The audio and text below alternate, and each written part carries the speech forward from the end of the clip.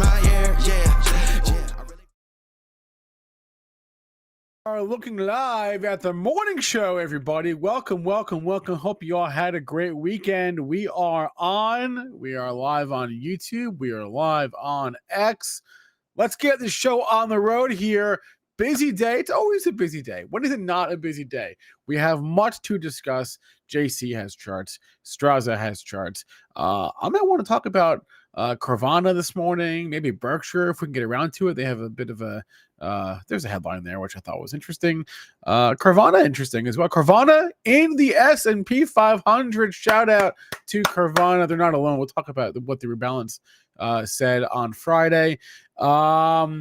Yeah, what else? Jason Purrs is going to hop in for a few minutes today. Kenny Glick will stop by. And no, we're not late, Daniel. We're always on time. We go live exactly when we are meant to go live, okay? We are never on time. We are never early. We arrive exactly when we are meant to arrive. Okay, let's get this show on the road. Where's JC? Where's Steve? Bring them out. Whose job is that? That's my job.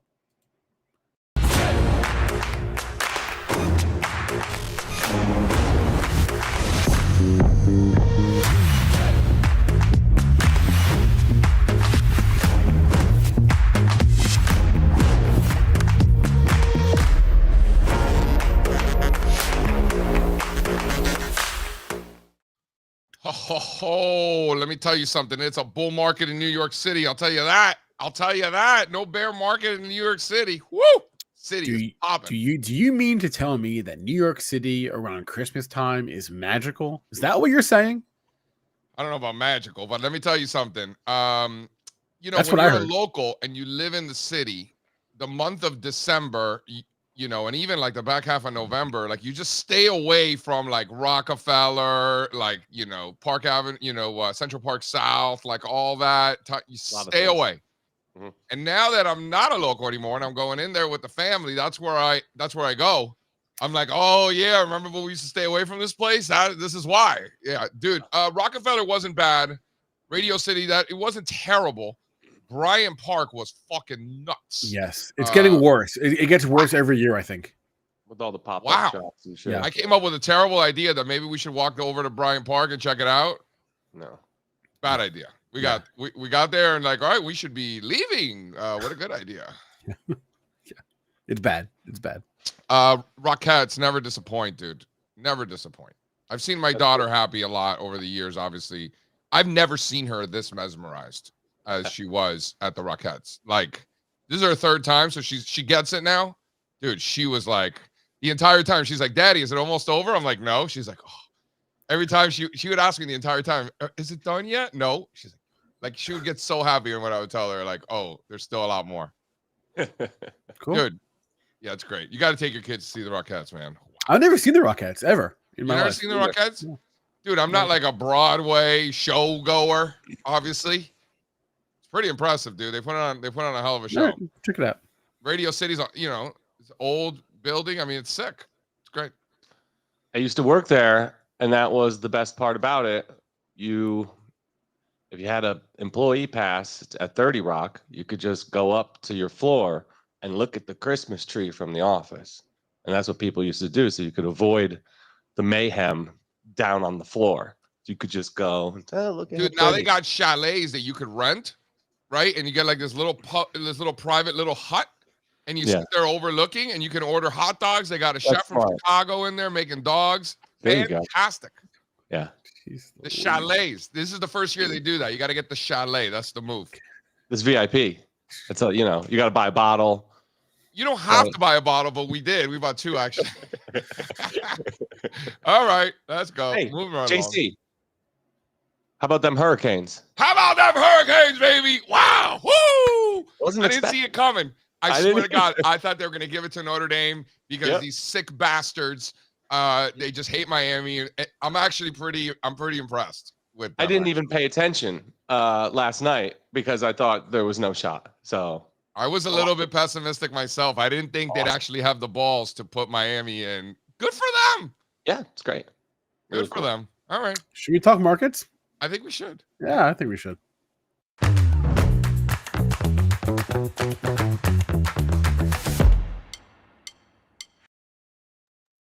All right, ladies and gentlemen, market's making moves. I don't know if you saw, but the Dow is doing nothing this morning. Yeah, I was gonna say, what moves are you talking about? It is 0.0 for the Dow. S&P's up 0.1%, and the NASDAQ 100 up 0.24%, leading the way higher this morning. 30-year bond futures also doing nothing at 115.5. Crude oil down 1%, 59.5. Copper flat, 545. Wow, copper. Gold down 0.25%, 42.30. Silver down 0.75%, 58.60. Amazing that with a straight face, I could say silver is down this morning to 58.60. Looking forward to hearing from Jason Purrs later today. And the VIX still above 16. So still pricing in a 1% move on a daily basis for the S&P 500. Over in funny money land, Bitcoin making moves, 91,500, up 1,100 points on the day. You got Ethereum, 3130, up 2.5% on the day. And old Solana, 138, holding that support at 120, like Strazza was pointing out last week. 138 for Solana, up 4.5% on the day. Total crypto market cap, Mr. Spencer Israel, 3.08 trillion. You know, how do we feel? I feel that this massive, not a top yet, in Solana looks a lot like some large cap software, old industry leaders that have fallen from grace. Yeah. Like the Adobe and the Salesforce. Right? You've been saying that thing about software and cryptos, haven't you? Yeah. I mean, like just the eye test. People are like, oh, crypto's, not moving with the NASDAQ anymore. And I'm like, well, did it? Or was it just moving with software? And it seems like it's moving with software. Somebody on the internet had said in a comment to something I did, hey, if software is doing this, then that must be good for crypto. Just buy software, right? For now, just buy the software, maybe. I mean, listen, maybe things could change, but the weight of the evidence continues to suggest that it's a software thing. It's not a high beta thing. It's not a tech thing. It's not a Q's thing. Seems like a software thing based on the weight of the evidence. So if you're wondering where that dislocation is between equities and Bitcoin, look no further than software. I mean, that could change. I guess we'll see. But for right now, it is strong like bull. My coffee this morning is strong like bull. I just got a new coffee situation. One of these like restaurant espresso makers. I'm buzzing right now. How much you spend? How much? I didn't spend it. My parents got it for me. They're too kind. I think it was like $1,000. That's actually not bad, dude. These things go for $10,000. They're very expensive. These things. Yeah, $1,000, not bad.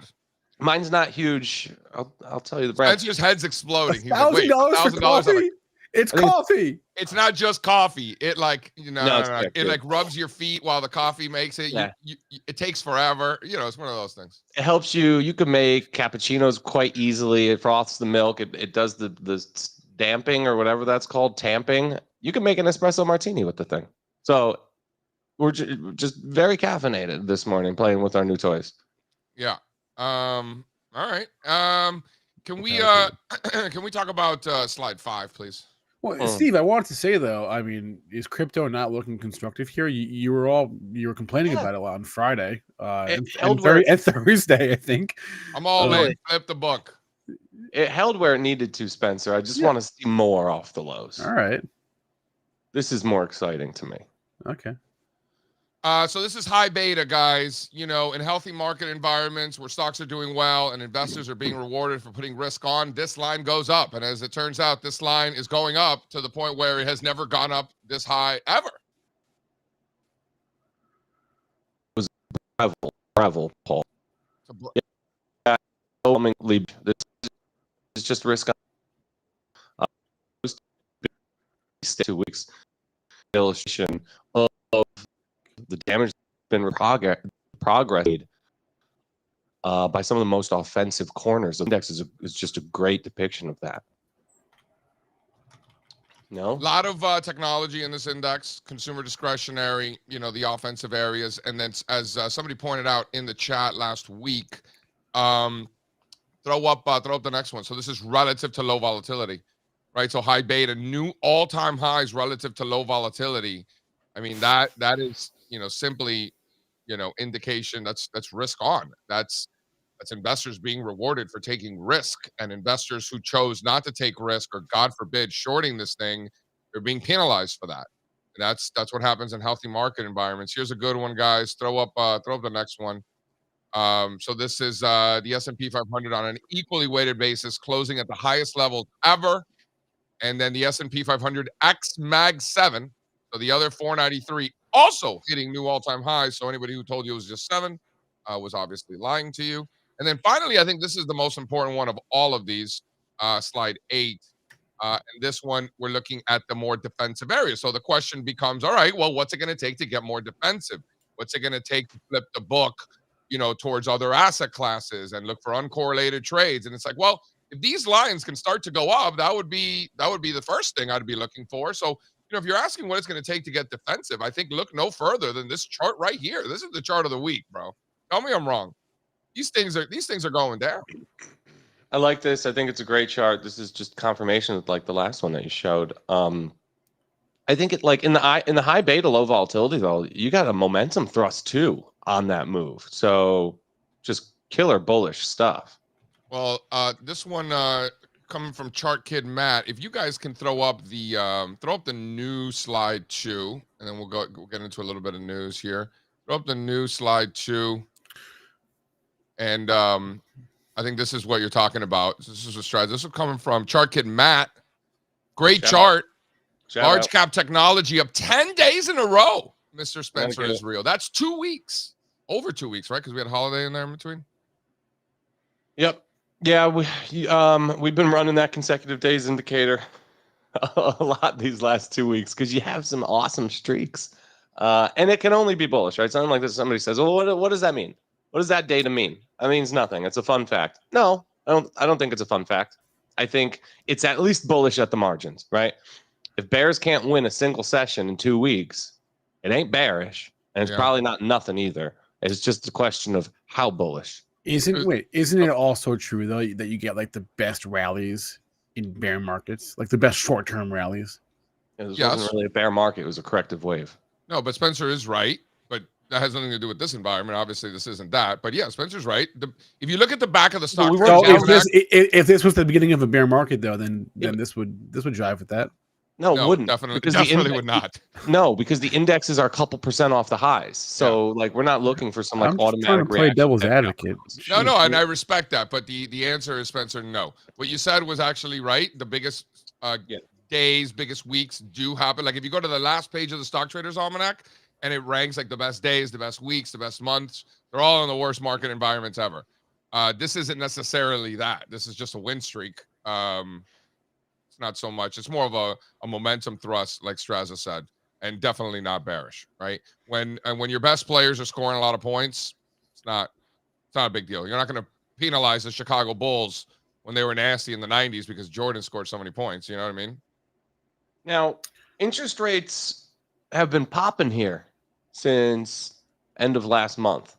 And I'm looking at some of these rate-sensitive groups, ARK namely, thinking, boy, if these gains hold, how bullish will that be? Like something like ARK, a lot of these speculative growth, really risk-on indexes, right up against the VWAP from the pivot highs after their big rebound. They blow through those levels this week. Look out. Because I don't know what stops this thing into year-end. Rates. I'm talking about rates and the fact that interest rate-sensitive stocks don't care that they're ticking higher out here for the past week and a half. Yeah, I mean, listen, at the end of the day, the U.S. 10-year yield is at the same place it was 3 months ago. And it was also at the same place it was a year ago. So, like, at the end of the day, like exactly 1 year ago, it's at the exact same place it is now. So the market, what we know about the stock market, it's not higher rates or lower rates that it wants. It's just it wants a lack of volatility in the bond market. And that is most definitely what we've gotten.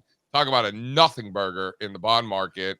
And as boring as bonds might be, historically, that's the best thing that you can have for the stock market is a boring bond market. By the way, a boring Forex market too, for that matter. But that's another, I love that big top and the move index. And big shout out to China. You're so back. Love to see it. How about that economic data from China overnight. You guys get excited about that? Did you wake up in the middle of the night, check the headlines, that ooh, China, green light? Who are you talking to? Can we throw up the headline? So as expected, as everybody thought would happen, Carvana joins the S&P 500, just like everybody predicted. Right? Yep, Carvana. Those are the three, right? Carvana, CRH, and I've never even heard of Comfort Systems. MicroStrategy has outperformed 490 of the S&P 500 stocks over the last 5 years. MicroStrategy did not get the invite. MicroStrategy, the Notre Dame of the S&P 500, odd man out once again. So do they still pretend like they have a shot at getting in every time we go through this? Like, are people still pretending like MicroStrategy has any sort of shot of ever being included in the S&P 500? You don't think they will because they're not? No. I think that's a fun like pump that people on the internet enjoy every couple of quarters when the S&P has to make these decisions, but there's nothing there and it's never going to happen. MicroStrategy will never be in the S&P 500. Wow, you really think so? What? Because they don't earn it for money? A year. Saying it this time last year when the stock was at new all-time highs. No, that would be irresponsible. MicroStrategy is never going to be in the S&P 500. No, because it's a fund, not a company. How about this? Fund, not a company. They don't have operating profits. How about this for an idea? MicroStrategy not being added to the S&P 500 today is actually bullish for the stock in the future, in the same way that politicians like having issues that they can blame the other side for during an election rather than just solve the issue right now. So now, next year and every year thereafter, MicroStrategy can say, hey, we might join the index. We might join the index. That'd be bullish. Oh, it didn't happen this year? Okay, it'll happen next year. And they can just go back to that same well every single year. It is the perpetual future bullish catalyst. No? So, I don't think so. Wow. All right. No, I don't think there's anything bullish about that. I'm not going to disagree with Strazza. I would defer to him on this stuff. He knows more about this stuff than I do. So Strazza says MicroStrategy doesn't get in. MicroStrategy doesn't get in. And I don't necessarily think that's bullish either, Spencer. I'm not saying it. Because now they can talk about it next year and the year after that. Here, I got two good ones for you. And I know we got Kenny in the back. Why don't we throw up slide 9 there? SoFi. Yeah, that's a good one. Sorry. So not only has the Russell 2000 small cap index closed at a new all-time high for 3 consecutive months, but we got an all-time high weekly close on Friday for the Russell 2000 small cap index. How do we feel about that? Is that bearish? Still the most important chart in the market, I think. You think this is the most important chart in the market? You stick this breakout. There's not much that's going to turn me bearish. Small caps are putting in a fresh breakout. Ooh, small caps putting in a fresh breakout. I like it. You need them. You need them to come in and assume a leadership role here for a little bit. You know, let the others kind of cool off and dance. You need small caps to step up, and I think they are in a big way. Here's what you need. You want me to show you what you need? And I know you're not going to disagree. Next chart. This is what you need. This is what you need. You want to know this is what you need. Come on. Tell me this isn't what you need. Really good. Yeah. Yeah. The banks look good. I think they get it done. Right? This will move with regional. So small cap financials is just a fancy way to say regional banks. Yeah, I think so, right? Yeah. And the large caps pushing up against all-time highs. Dude, yeah, I mean, look at the action from the big 6 last week. Right? The little guys follow now. That'll put a huge bid in small caps. Dude, JP Morgan, Goldman Sachs, American Express, all hitting new all-time highs. Yeah, but even the shitty ones like Citigroup just ripping into a monster memory gap. By the way, that's my single favorite. By the way, I'm big in Citi. I love it. I love seeing Citigroup back from the dead. You know, it's been 20 years. It's really nice. Hey, do we have time to talk a little shit about Ray Dalio this morning? Yeah, please knock yourself out. So, what's happened, right, for the past 3-4 years? The AI trade, we talk about it on here a lot. The AI trade has been MAGA, FANG, MAG7, right? All the usual suspects have been the vehicles. Ray Dalio's smart guy comes out here and says the biggest AI winners will actually be users, not mega caps. Ray Dalio says he would invest in companies using AI to boost efficiency. rather than expensive hyperscalers. Did you miss it, Ray?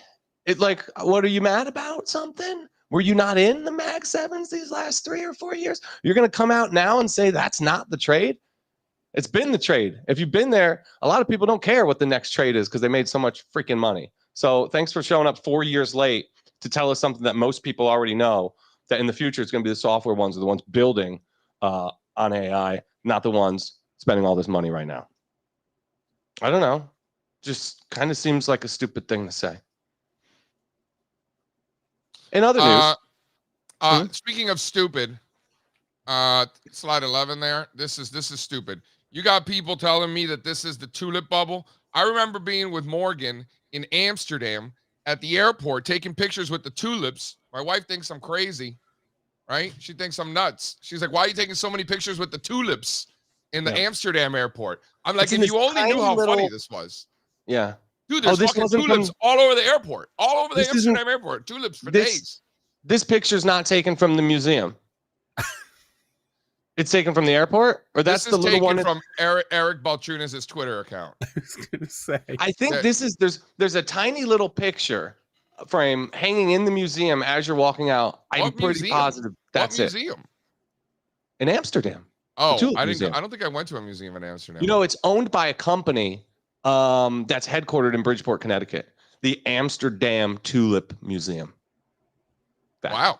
Mm-hmm. Shout out to Bridgeport, Connecticut. What a horrible place that is. What a place. One of the worst. It makes Bridgeport, Connecticut makes Newark, New Jersey seem like fucking paradise, right? You know, this is what we're talking about here. So my point is, you got people out there talking about how crypto is like a tulip bubble. You got to be a special kind of asshole to compare Bitcoin to tulips. Like you gotta be dumb as rocks. Like seriously. Like, what kind of idiot is going to compare Bitcoin to tulips? Bitcoin has rallied and crashed. Bitcoin has had like 10 cycles. Tulips had one, right? It's a great point, JC. Beanie Babies, maybe tulips. Fine. Bitcoin, no, you idiots.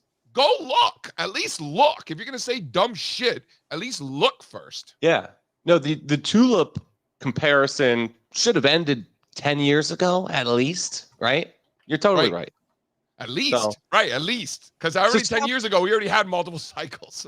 Stop being lazy with the cold ass takes, people. Yeah, bad takes. Seriously. I have a question about this chart. When they say media attention, are they referring to the one printing press that existed at that time? Is that what they're talking about? Probably. Okay. Chris Drury actually grew up in Trumbull, not Bridgeport, 3 blocks from where I grew up. Whoa, we're getting a shout out to Super Dupes in the chat. Shout out Super Dupes. Dude. Nice call out there. Nice. Speaking of Super. Fairfield, right? Shall we? They had a good one in Fairfield. They might have one now, but not in my day. Let's bring in Kenny. Let's see what's going on intraday. Sure. It's been a long time coming. They ain't come for my club, they tug it. Putting up numbers, 99 pounds, and I still kept it 100. Hola. Yeah.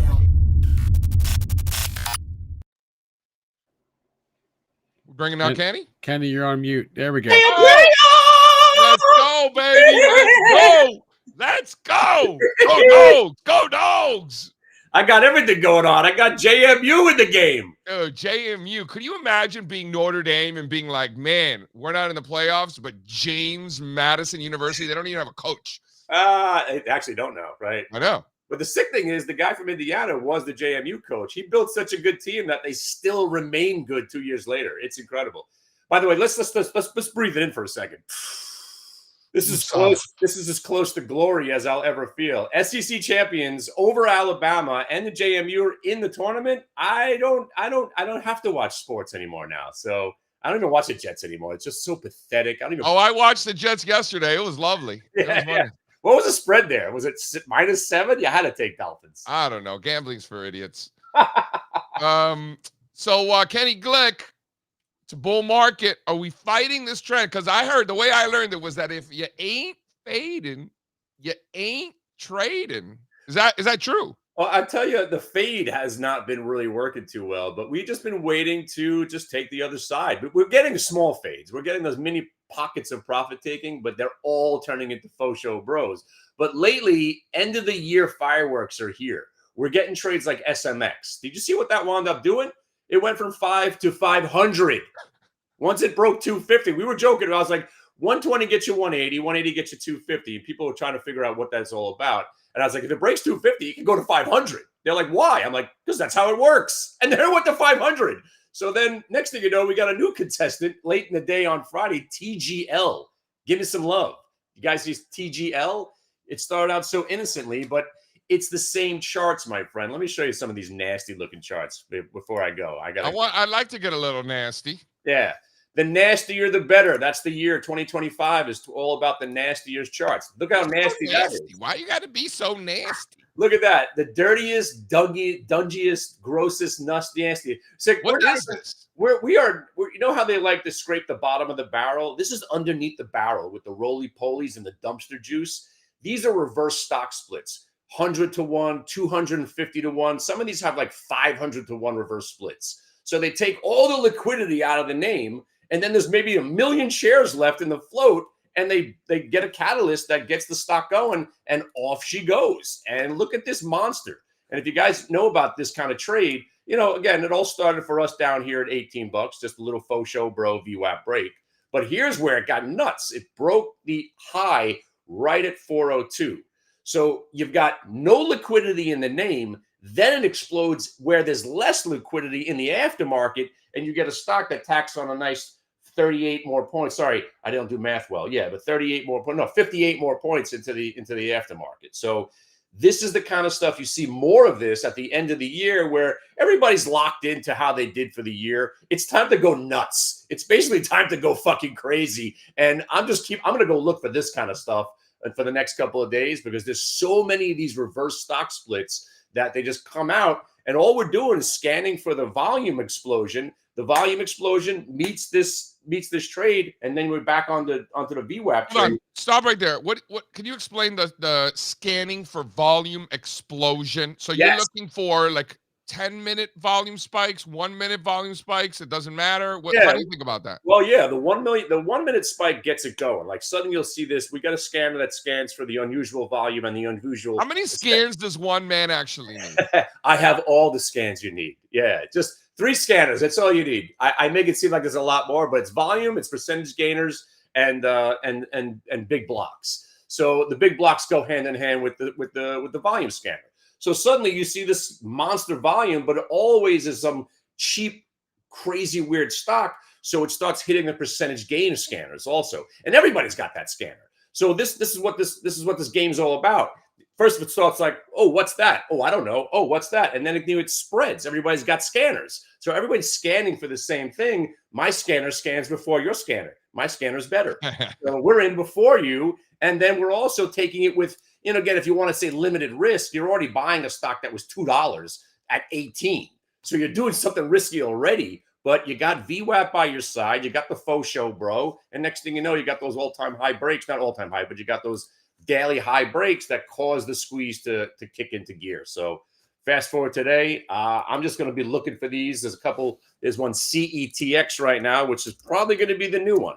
CETX. So already got pumped, getting dumped. And if these pump and dumps come back later in the day, these are the ones that go freaking nuts. So no earnings, you know, you obviously know the market's bullish, long the queues, and play this crazy game. So that's what I'm probably going to do for the next couple of weeks. By the way, say hi to our friends on TikTok. What's up, TikTok? What's up, TikTok? It's my boy, JC. Oh, what it do? The What it fastest do? We caller love in the West. TikTok. Yes. So we're doing the TikTok thing? Like, are we doing like dances? Like, you know, like when they do the thing with the dance, like the mom and the daughter, or like the dad with like the kids? My daughter doesn't want to dance with me, even though I've taught her everything she knows. Oh, by the way, got WBD. Oh my God, you guys are rocking this one already. WBD just took off again.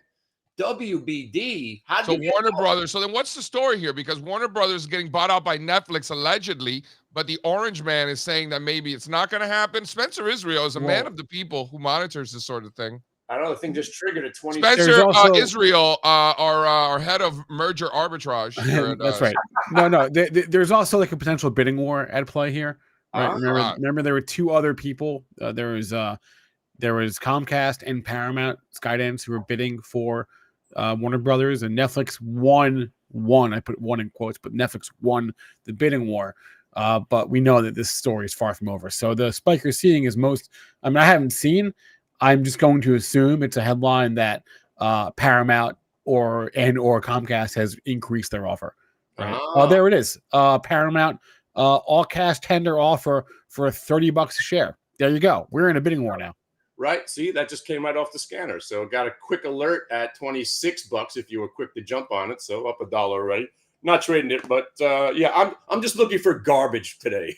the worst of the worst. Those are my favorites. I'm down for the get down. I could go for some garbage, maybe some Chinese garbage. I'd buy some Chinese garbage. Yeah, I try to stay away from the Chinese garbage, but you know what I've been trading lately? Tiger. It came back to life a little bit. Dude, speaking of Chinese garbage, Tiger is the Robin Hood of Southeast Asia. So they say it's actually two kids cosplaying as Robin Hood. I'm good with that. I'm good with that too. Yeah. I really don't care. I sometimes I buy these stocks. I hope they are scams. I'm not smart enough to know whether they are or whether they aren't. I'll give you a whole list. They're all terrible. I don't want to invest in I'm that. good with it. Yeah, not my problem. What happens after I sell the stock is not my problem. Exactamundo. But speaking of the bull market, yeah, today in history, I believe, is one of these next 2 weeks are generally just gap, sit around, and we all just wait for New Year's, right? Or Christmas. I already made my lasagna. What do you guys do for Christmas? Cubans, we roast pork like good Cubans. We my wife is disgusted every year because I hang the pig upside down and I hose it down, and all the blood's coming down. She thinks it's gross, and then I leave it in the kitchen open overnight. Right, with salt everywhere, so you got this like dead pig in the middle of the kitchen. She's like disgusted by it, and then we just stick it in the box, cajachina, and then put the coal on. Just let it slow roast, and then you finish. You flip it. You get one of your neighbors to come help you flip it because it's a little heavy for the ladies, or my ladies anyway. And so you flip it, and then you make sure you don't burn the back, right? Because if you burn the back, you're losing all your chicharrones. That's no good. Oh, you got to get a nice crisp, but not too much. You got to eye it. And then once it's good, you take it out and you feast, bro. I'm in. I got those gloves so you can just pull, Oh, I got the meat gloves. Everybody. You got to have the meat gloves, man. I love cooking. I feel official when I got the gloves on and I'm making my meat. My meat. But that sounds great. I remember when I got married, we had some cash at the time. It was the .coms. And we just were checking every box when we were getting married. They're like, "Well, would you like the roasted pig to be wheeled out?" I'm like, "You're gonna wheel out a pig?" And sure. Yeah, and like 60, 70 pounds. They're heavy as hell. And then I remember how insulted apparently some of my aunts, Aunt Phyllis. She was very upset me rolling out a pig. I'm like, I married into a Norwegian, like a massively Italian, Dutch, like Viking family, right? Aunt Phyllis. She was very appalled. Shout out to Aunt Phyllis. Aunt Phyllis was very upset. How could he bring out a pig? He's a Jew. I'm like, it's so good. That's why. That's right. Yeah. Jack Duke saying JC should read how pigs are killed in this large warehouses. Jack, my whole life we go to the slaughterhouse. We pick the pig we want. We watch them, and then they put it in the body bag. They shave them all down. They put it in a body bag. You put it over your shoulder and you take it to your truck. I mean, I know exactly how it's done, and it's delicious. I mean, I don't know what to tell you. Wow, that's a lot. Yeah. Sounds fun. What's the name of the slaughterhouse we used to go to? Starts with a C. Cabreras Slaughterhouse. Hialeah. Shout out to Cabreras. I don't even know if it's still there. It's got to be. Oh, my God. Wow. All these crazy Cubans, and then you get the Haitians come in because the Haitians like the goats. So the Haitians, because Miami's got Haitians, right? So the Haitians come in. They're not trying to get their pig. They're trying to get the goat. There's shit burning, the hair off the goat. Goat's hanging upside down. The Haitians, I thought they were eating the pets and eating the dogs. They're eating the dogs. Eating the cats. Super a reprise soon, right? Dude, we got to bring that back. Can we bring that back? Bring that back. All right. Yes. Kenny Glick, ladies and gentlemen, go into the room, hit thebid.com, place a trade with Kenny. Like, that's the only way to, actually understand. Like, you buy it, you sell it higher, be like, ha, you made a day's pay. Now let's look for another trade. How am I doing? How am I doing, Kenny? It's very good, especially Stitch Fix, right? Everybody got paid, right? One of them was my favorite trades of the year because that stock has no business going up, and we absolutely lit it up last week on that earnings reversal, 4 and change up to 5 and change. So yeah, you never know where the money's going to come from. That's what's so much fun about it right now. And I got to tell you, this is the greatest trading market I've ever seen. I hope that continues just like You this. keep saying that. It really is. The opportunity abound, and our trade keeps working. And listen, if you guys know, we're headed to Vegas, February, end of February. This trip's taking on a life of its own. If anyone's interested, email me, kennyglick@aol.com, and I'll see you at the Paris. I'll see you in the room. I need me some good meat gloves. Yeah, get some Miko. You can get them on Amazon pretty cheap. So it's Matadero Cabrera. That's the spot. You want to see a bunch of crazy Cubans, dude? You should go to. You need to see this. Like it is a sight. Cubans are really good at the pork. I'll tell you, speaking of some Haitian meats, my parents were here this weekend and Rose made oxtail. We almost called you yesterday. Rose was like, what did JC want me to do with the oxtail? I was like, it's Sunday night, next time. Yeah, no, it's too late now. You got to marinate that shit for 3 days, man. Come on. My parents had never tried oxtail. Their minds were blown. They had no idea that this was even a thing. And my mom went so far as to say, this is better than the Wagyu. I said, easy now. Easy. It can be. It can be better than the Wagyu. It melts in your mouth. Yeah. So it was fun. It was fun. Yeah. Big shout out to Del Frisco's. Went to Del Frisco's after the Rockettes last week. Yeah, because across the street. You've been loving Del Frisco's. Well, we go this is the 3rd year in a row. We take the kids to the Rockettes and then we walk across the street because what's the alternative to Del Frisco's? Like, where are you going to go? It's convenient, right? Like that part of the city is a pain in the ass. There's a zillion people. If you could just walk right across the street, that's nice. Otherwise, you got to get the hell out of there. You just want to get somewhere. You just want to get somewhere. I mean, not even me. I got 3 kids. They want to get somewhere. It's tough. For some, I get anxiety when there's too many people in Publix, so I can't really be around that. But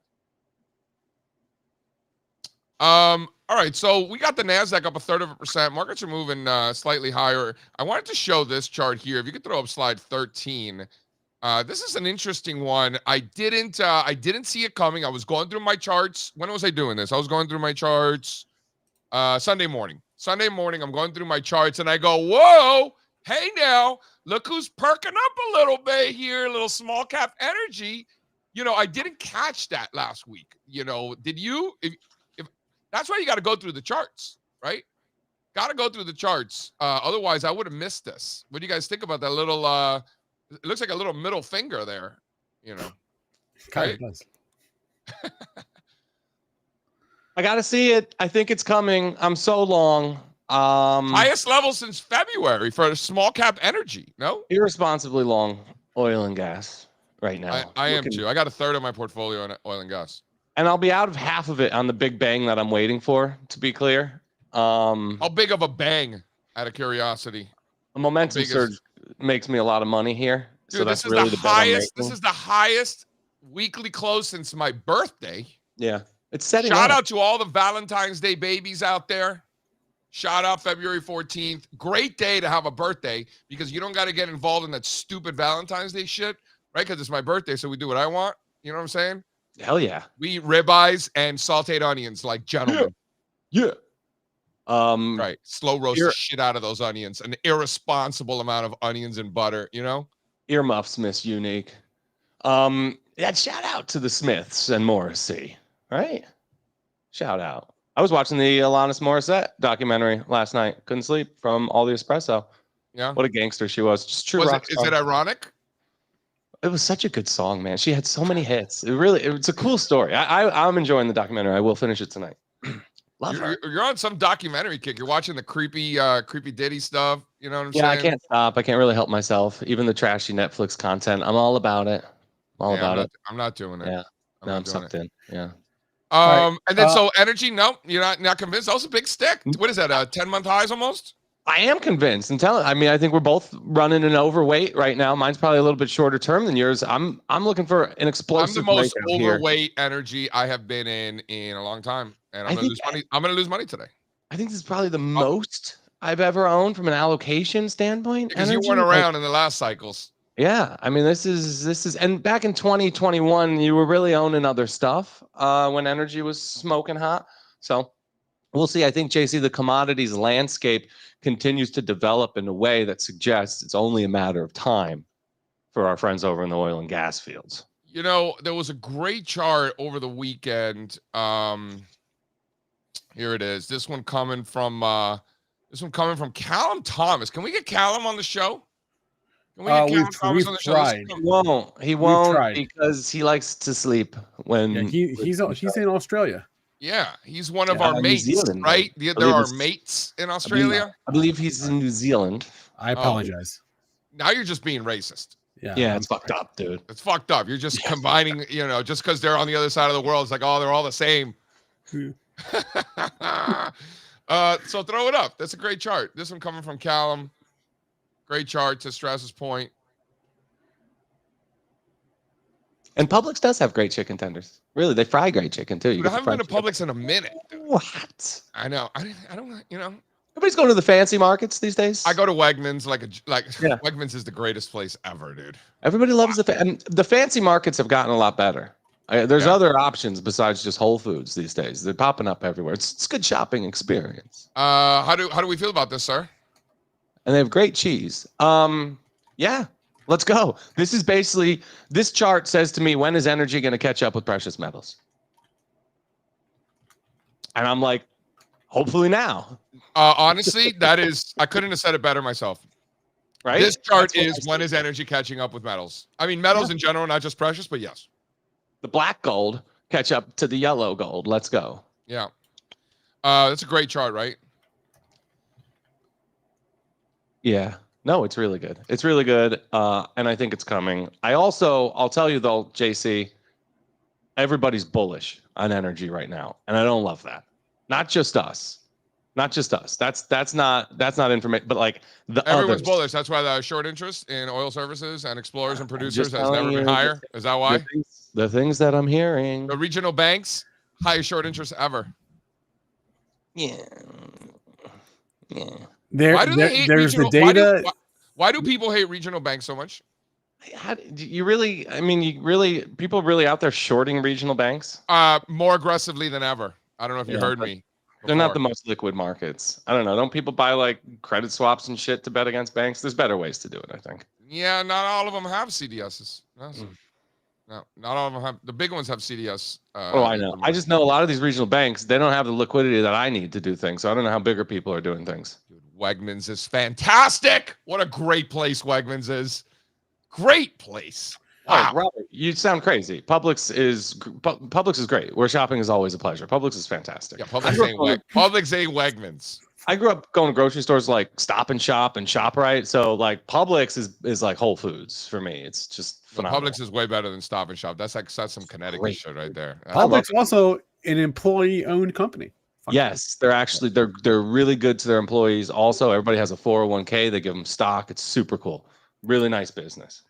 That's right, Spencer. A couple other things I wanted to mention. Not a bad wine selection. Too much South American wine, in my opinion. But that's Costco has a great wine selection. Yeah, I don't think so. No?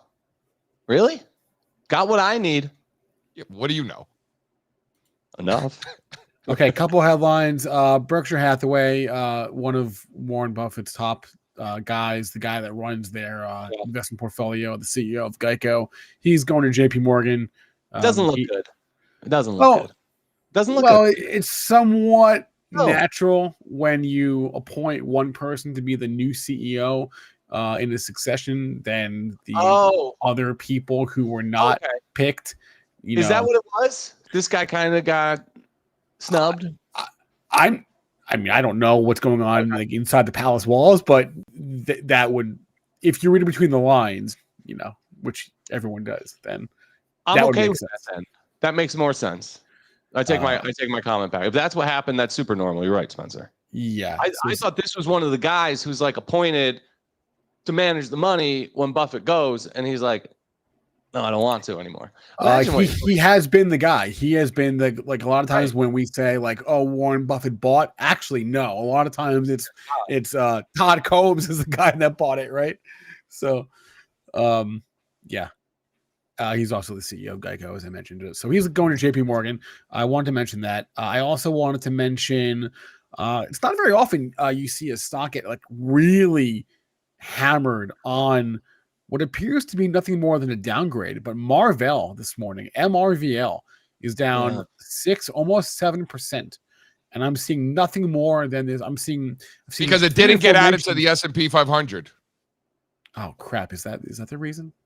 Yeah. All right, that would make a lot more sense to me than like Look a at me random coming downgrade. in. This is called All right. alpha that I'm bringing to the table here today, guys. Alpha. All right, that would make a lot more sense. You know, than do what I can. No big deal. what I was going to say, which is just a boutique firm downgrading the stock.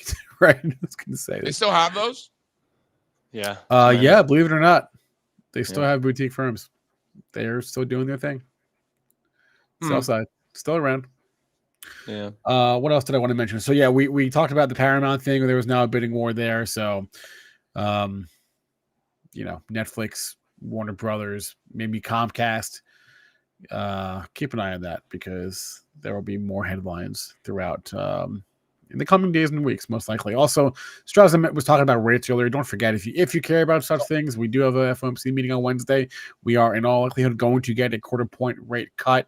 It wouldn't be like the craziest thing if we didn't get a cut. If they did nothing, I think we're No, at it like would be a little crazy. We're at it'd like be 80. a little crazy. I think we're like an 89, getting- 90% chance of a 1/4 point cut. So You're getting one. 10% chance of no cut is what the market Good. You is got the saying. S&P 500 hitting all-time highs, me- unemployment's at all-time lows, residential real estate all-time highs. They out here cutting interest rates. I mean, Yeah. you know, They are. And You know. Spencer, I think you do get the quarter here, but this is all about January now and the indications that will be made about Yes. January. If you hear the word pause at all, if that word is even out there in 2 days when this happens, market's going to sell. No pause. so We the need a word chance the of a word we're Jan looking cut. for is pause. We don't want to hear the word You pause. don't want to hear pause. No pause. And this is Don't say on pause. Wednesday. Is this Wednesday? This is Wednesday. He's the no pause Powell, okay, for the next 2 months. We need another cut in January. I think the market really, really wants it. What happened was over the course of the past few weeks, as the market sprinted higher, right, it's really been rejoicing the fact that rate cut odds spiked higher again, right? The market started to price in a cut again at this meeting that's coming up this week. But what didn't happen were those odds didn't spike higher again for the January meeting for another cut, right? Does that make sense? Everybody's looking at the January meeting now. And I think that's going to be what people are looking for. Look at All the right. lights. Well, let's talk to Jason. Jason's here. Let's ask Jason about this. He knows more about this stuff than we do. So, Jason, let's bring you out here. Okay. Do you have charts for us? I don't know. We'll figure it out. How about that? We'll do it live. Talk about tokenization.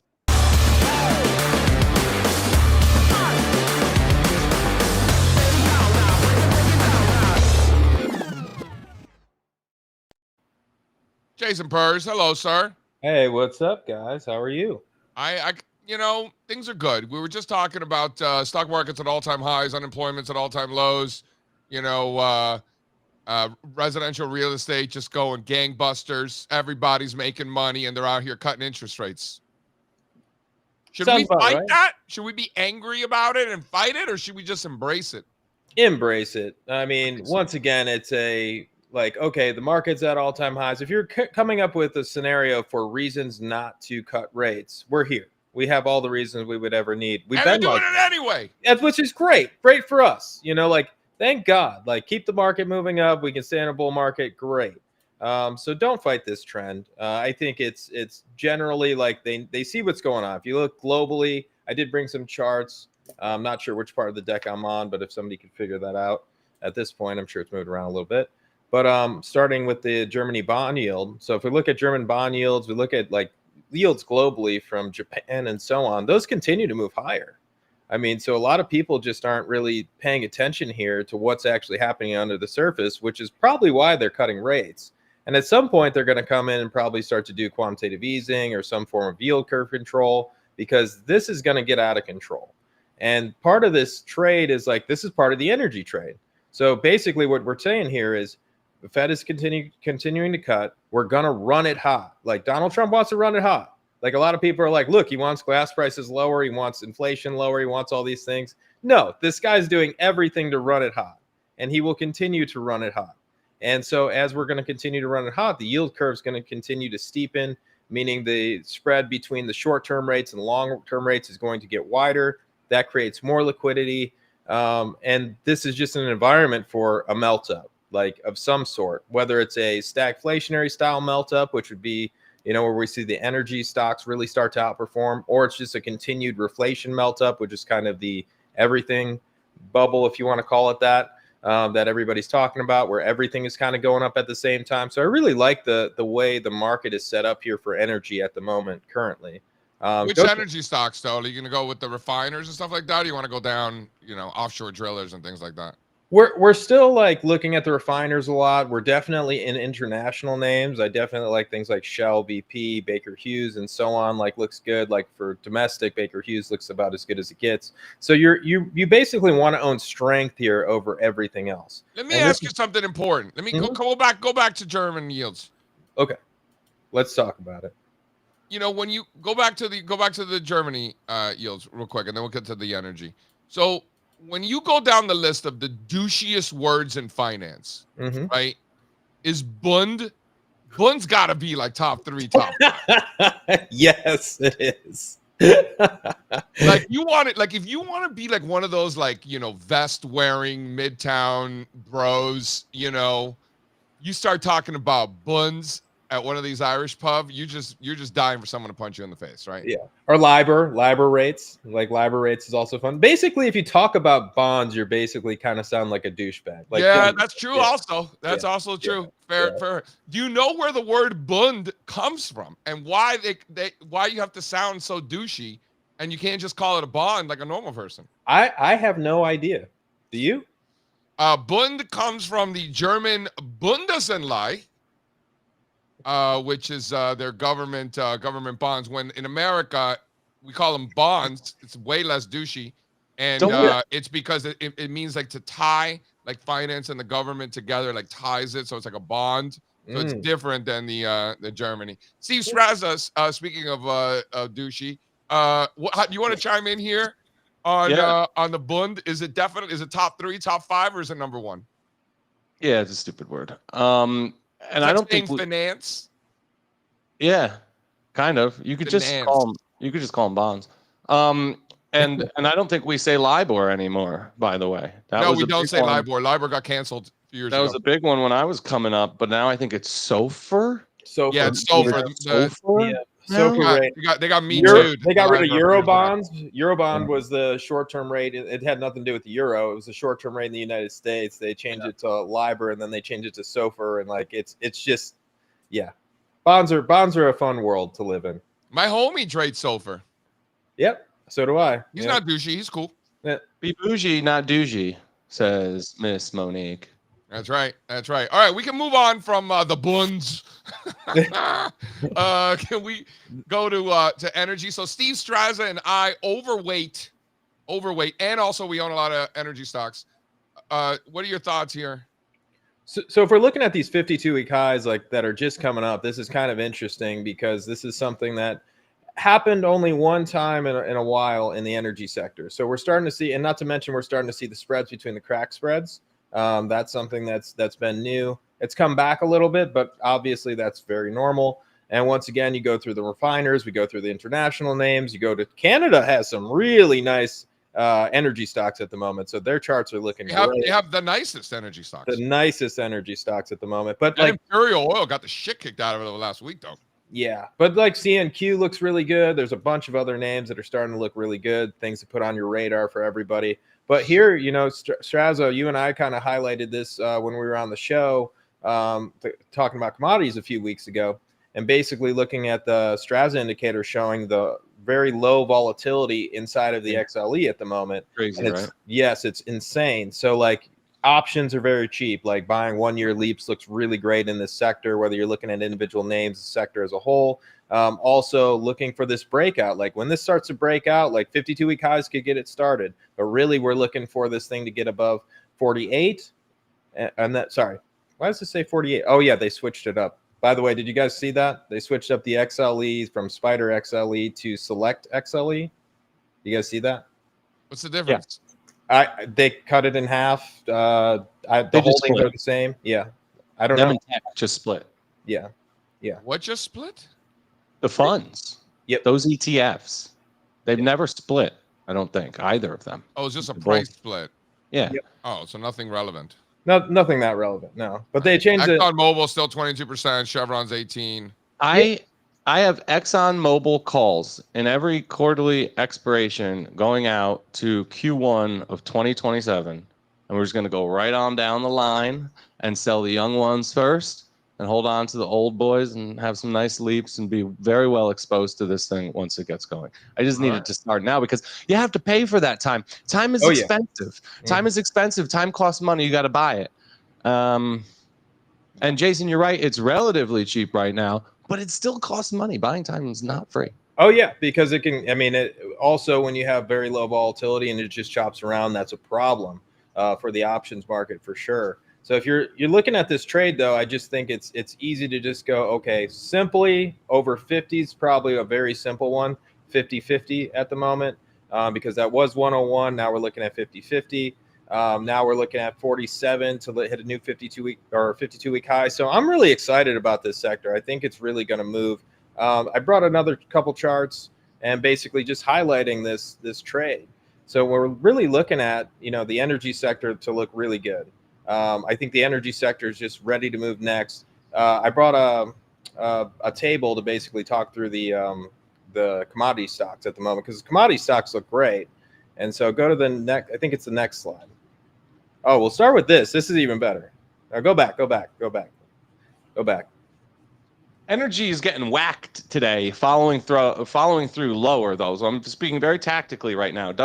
Over the shortest time frames, energy does look like shit because they had a great 2-week period, and then Friday, the way that this whole situation closed was actually disgusting. The tape was gross for oil and gas stocks on Friday, and now you're getting that downside follow through. So I think you got to kind of take a step back and be patient. I wouldn't enter anything today. Yes, I think it's simple to just go, hey, like, look, we can buy some options today. Long dated options, I think, make some sense. But really, if you want this trade to really work out, wait for it to get above those major levels, and this thing's probably going to take off. This is another thing to pay attention to. So I've been really waiting on this to make a decisive move. I just wrote about this in the bond report last week. So the yield curve, the 3-month versus 10-year, not the 2 and 10, but 3-month versus 10, hasn't really moved in a big way lately. Finally, we're starting to see that follow through. And so we're hitting the highest level since 2022. Usually this leads to a big move in commodities. Usually gold still moves in a really big way, gold miners, silver, and so on. So like I'm still thinking that all the gold miners, gold, and so on will continue to move. But I also think commodities like oil are going to follow it. I think the energy sector is going to follow it. This chart really speaks to that. Not to mention we're in a massive volatility squeeze in the CRB index at the moment, one of the biggest volatility squeezes in history. Look at a monthly chart. And so Can you when this explain thing what breaks that means? out, What do you mean? What do you mean by volatility squeeze? So we're in a very tight range here. So Strazza is always looking at this as what he does at breakout multiplier, and we're always looking at very low volatility in areas. So I'd use it as a breakout zone. So once we get above a level, like basically low volatility just usually leads to high volatility. So when we're stuck in a very tight range, it's very frustrating to trade, and a lot of people get shaken out and so on. But when we get out of that range, there's usually a big move that happens. So to me, looking at something like XLE, you see that big range, that very tight volatility squeeze, and then the breakout. Now, when you look at this, same thing, very tight volatility squeeze. Then you see the breakout. Also look at the intermarket analysis, just as screaming at you that you want to probably own this area, but you want to wait for that breakout. So I think that this is just setting up beautifully. And if we could go to the last slide that we brought up, that table. But I think this whole sector is setting up beautifully. I think energy is really set up to go. It's not completely ready yet. There we go. So when we're looking at the commodity and hard asset ETF leadership, you're seeing like, copper miners, silver miners, like you're basically seeing this crazy move in most of the commodity sectors. And also, if you're looking at the relative strength, like relative strength is off the charts. They're outperforming everything. Whether you're looking at all the way down to even clean energy up only 22%, that's still outperforming the S&P 500. You look all the way up the leaderboard. you're still looking at, year to date, we got copper miners up 122%. I mean, GDXJ is up even more, up 150%. So, I mean, we just have these crazy moves in the commodity sector. This is the reason why everybody keeps saying, like, oh, why do you guys keep talking about energy? Well, we're not saying buy the crap out of it today. We are saying that it's set up to buy the crap out of very soon. I mean, I've been buying the crap out of it for a couple months now. Some names in it look great. Like, once again, it's like, what are you, a stock picker, or are you buying the sector? Like, sector as a whole, yeah, I don't think it's ready. Stocks, I think they're ready. I think there's a lot of great names in there right now. I think the big names look really good. I think the international names look even better, and the refiners look amazing. So basically, looking at this whole sector, copper miners look great too. They just continue to run. I think that's really the big trade at the moment. Steel stocks look great. That's another big trade. Anything metals, base metals, anything that you could swing a pick into, I think I want to buy that at the moment. Anything you can swing a pick into? Yep. I like that. Yep. Anything. Yep. Anything. I got one more thing before we do a little recess. Can you throw up slide 2? So this one came over the weekend. I just want to clarify. This is an important question because I'm wondering, and I'm going to ask you fellas, right? So is that a nose ring on the bull, or is that just a giant nostril? Oh, it looks like you put something in there. Because a nose ring would be awfully toppy. I think it's a nose ring. No, that's a nostril. That's a nostril. Massive nostril. I was gonna say. It's not. Don't some bulls have nose rings? They do. Yeah. It's like a farm thing. That's why I'm thinking it might be a nose ring. The cool bulls get nose rings when they're teenagers. If it's a nose ring, it's definitely frothier than non-nose ring. The angsty bulls. And so this is this is not a magazine, it's a newspaper. They're talking about private equity startups, which is kind of random. I don't think we know enough about farm culture to really weigh in on the nose ring situation here. No. Jason would be my guy, and I don't think Jason knows either. I know that they use it as like a way to lead them around. It's a way to lead them around. So maybe That's the what bull we should do with Strazza. We should give him a nose ring and just pull him down.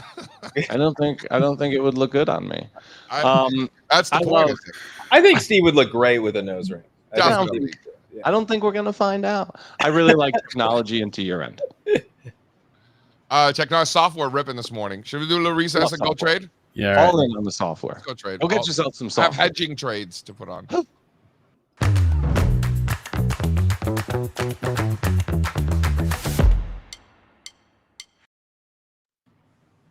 Want to give a shout out to Chef Rocco.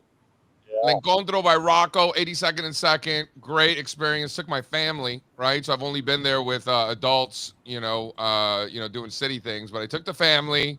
They loved it. Everything was great. Morgan said that the calamari salad was the greatest she's ever eaten in her life. Nice. And I'm telling you right now, they do this noodles thing, the special noodles that they make overnight. And I would never recommend pasta at a restaurant, but this pasta, I don't know if they put crack on it. I don't know what they're doing. It is delicious. It is unbelievable. Chef Rocco, L'Incontro by Rocco, 82nd and 2nd. Get involved. Highly recommend.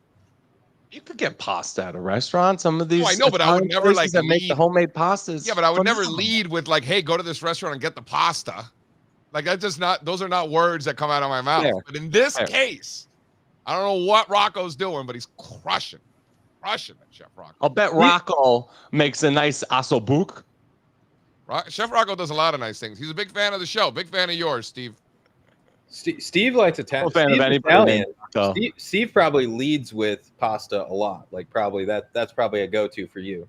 Yeah, that's right. I love. Yeah. You got to have some. I want some. If I'm going to an Italian restaurant, I'm gonna eat some sort of pasta before I walk out of there. Yeah. And I want to give a shout out to our friends over at the Compound and Friends, Josh Brown, Michael Batnick, and the whole crew. They had Vlad there on the show last night. Yeah. That was cool. Last week. I watched it last night. That was great. That was a really cool interview. A lot of us have had a front row seat to the growth of this company. And, kind of hearing him, Josh was basically calling him a villain back in the, years back. Yeah. And now he's a hero, so that was really cool. And just in general, they didn't really get into it yesterday, which I was a little disappointed by. But, the tokenization of finance, you had the SEC chairman coming out talking about how all markets going to be tokenized on chain over the next few years. Like I just assumed that was coming. I didn't expect the chairman of the SEC to say it's coming in the next few years. But okay. Just take a step back and realize how far we've come. Yeah. Remember the things the SEC chairman was saying just 2 years ago. Insane. Now, literally, we've done a complete 180. Also, I love Josh. I think he's one of the greatest stock pickers in the world. And he also just flipped very, very bullish on Adobe. Same time as us. Love to see that. Love it when Josh agrees. Yeah, and he could tell the story a lot better than me. But I mean, this is a company that since the beginning of time, Adobe invented SaaS back in the day, right? Like this is the first software as a service stock. They changed the world for the entire tech landscape. They're trading at 14 times earnings. And we've seen this story a million times. This cycle, last cycle, the cycle before, when these big mega cap, cash cow businesses fall off, people kill them and say, oh, it's over for Adobe. They totally missed it. They blew it. And they always come right back. And I think Adobe, you're not going to get a better price. If Adobe goes, crypto goes. I don't know. I hope so. Software, baby. So. That's it. Look at Salesforce. And Salesforce is the other one I like even more than Adobe. I think Salesforce is an even bigger buy. I think you could be huge in those two. Throw in ServiceNow for an honorable mention. Those three are really my anchors for software right now. Cool. Jason, you have any recess? I don't. I do have one thing. I did stop at a coffee shop. No. Do you guys know that there's a spring that has salt in it and it's carbonated? Naturally. Comes out. Carbonation? Natural carbonation, and it also is salty. And so I bought this thing. It's from Spain. It's some spring in Spain. Oh, they have salt springs. Yeah. Salt springs, yeah, and it's carbonated. In Italy too. I know there's salt springs, but I've never heard of it being carbonated too. Is it good? Yeah, it's really good. It's really good. So if anybody, it's just a little salt. Fizzy and pink. Yeah, a little pink. Yeah, a little like if anybody runs across this, hit me up, send it my way. I don't know if I'll ever see it again, but it was definitely interesting. I was like, if anybody wants to dehydrate yourself as you're trying to hydrate. Hey, salt is actually hydrates you. Salt actually hydrates you. That's why they give it to the camels. They give camels, they eat salt before their long trips. Well, why do you think? It's in Gatorade? It's in everything with electrolytes in it. You buy an electrolyte pack, it's salt. Like this, but there's different types of salt. Table salt is bad for you. Sea salt is good for you. Got it. All right. I could have a whole dissertation on that. So let's just sound like the guy from Idiocracy. You know, the electrolytes. Salts need it. They crave it. Plants need it. That was it. That's right. The plants need the electrolytes. They crave it. God, that movie's great. Great movie. Are we living in that movie right now? Sometimes I think so. It's getting close. It's getting close. We're going to get out of here. Kenny's going live at 11 o'clock for the long and short of it. Chart request live at 1 o'clock every single Monday. You send the requests. We make the charts. Email us if you want to get your chart featured on that show. Questions at stockmarketmedia.com. I put the link below as well for the daily. If you want to get the charts from the morning show, we send out daily rundown on stockmarkettv.com. Thank you to Jason and to Kenny and to the chat. As always, we'll be back tomorrow, same time, same place, same everything. Adobe did it first. There's a Harvard Business Review about it. Go read it. I can't take no loss.